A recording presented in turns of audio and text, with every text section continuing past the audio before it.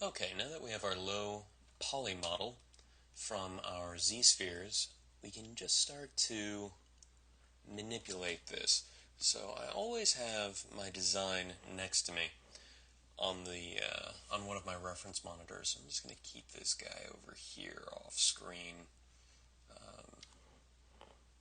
There we go.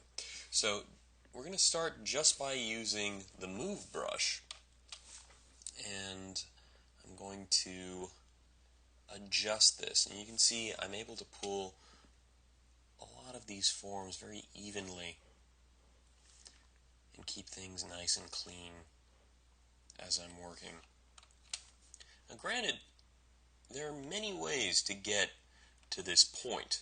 If you're confident working in Dynamesh, you can actually just pull out the entire body from a simple sphere. But I thought I'd show you guys how to do it like this. You can always refer back to the Dynamesh section of the video to see what's going on there. Right, his arms tend to be a little thinner. Now just to slim these down, I'm just going to hit shift to get a nice taper on these arms. They get very, very thin. You can see how evenly I'm able to thin everything out. And that is because I'm working with very little geometry. I can have a big, even influence over the design with just a few simple strokes. Let's get a little bit more back here.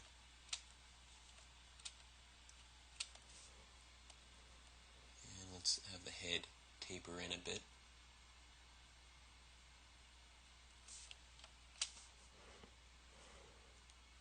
And I'm going to pull out these mandibles a bit. Now, I'm always going to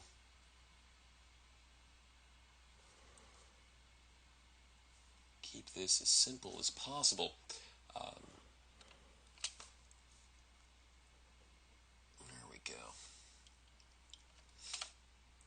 When I pose, I can now bring these in. When I pose, I can bring these in.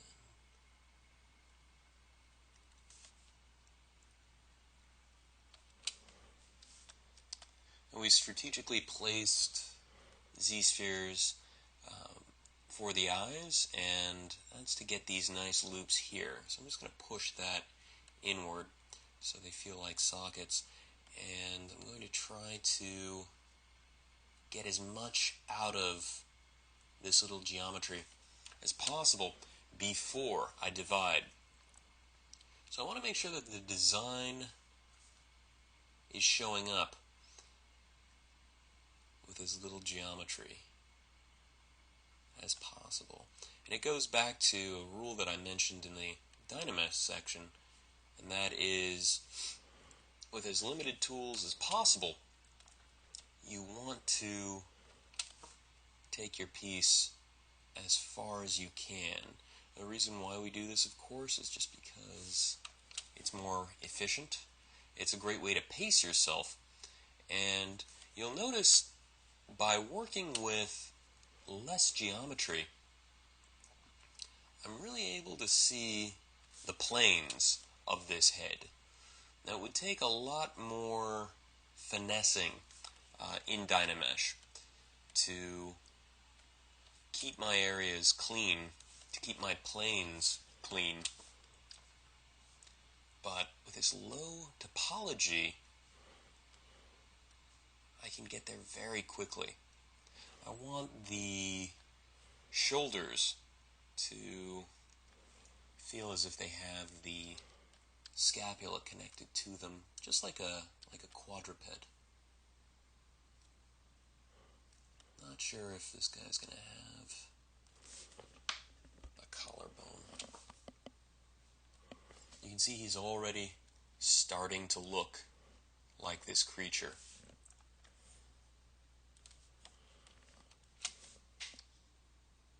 When it comes to painting and drawing, see how far you can go with one tool, one brush, one one pencil before complicating it. You'll notice that it's a lot easier to organize your process that way, and it will be more efficient.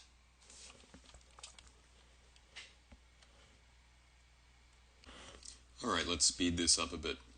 So I'm going to continue to use the Move tool to get as much out of this model as possible.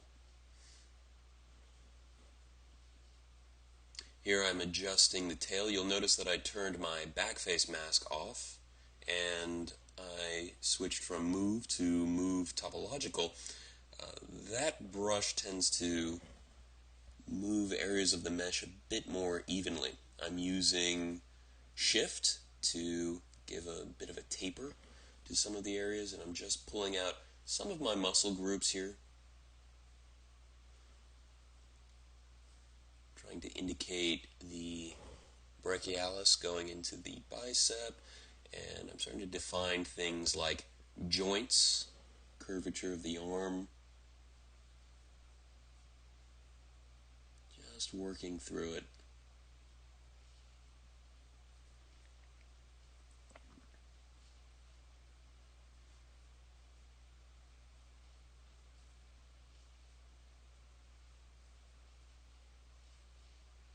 Backface mask is back on. You can see I'm able to push the joints. Oftentimes when people do joints, they tend to overstate them. We just want to work with subtlety for now.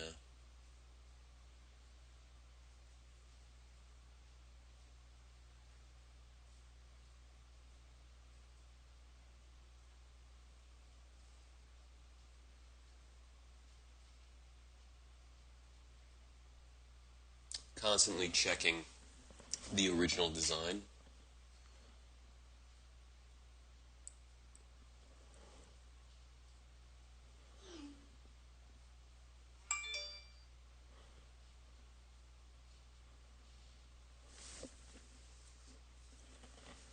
Raising the shoulder.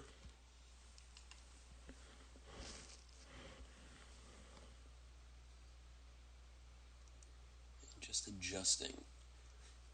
You'll notice constantly turning the model around, making sure that it works at all angles. It's a good habit to have, especially when working dimensionally. Pulling out the knees. I'm just looking for those landmarks.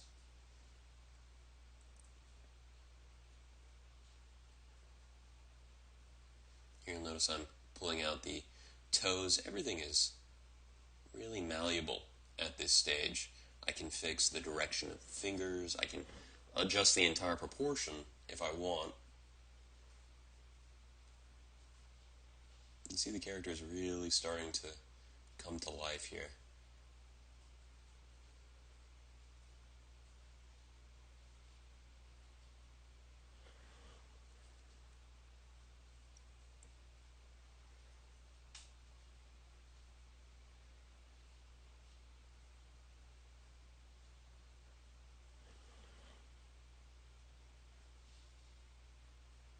Moving the knuckles around. And again, this is just a really good base to work with.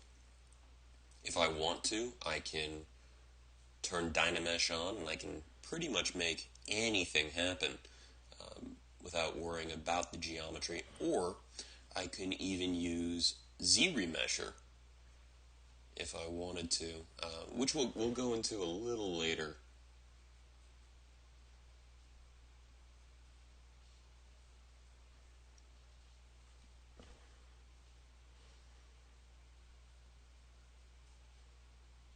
Sticking up those toes. Again, just using backface mask.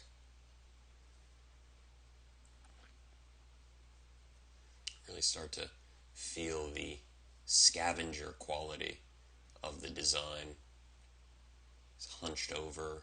It's very much like the silhouette of a vulture, with the exception of the very weird arms and legs.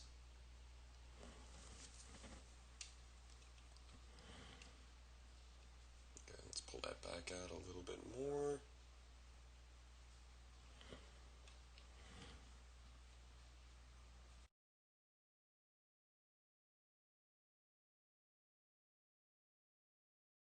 We have a lot of great form here. Everything seems to be working in the silhouette. Let's see how far we went. So we have the manipulated adaptive skin, and this was it in the beginning. You can really see how much you can get from low geometry. Really interesting difference.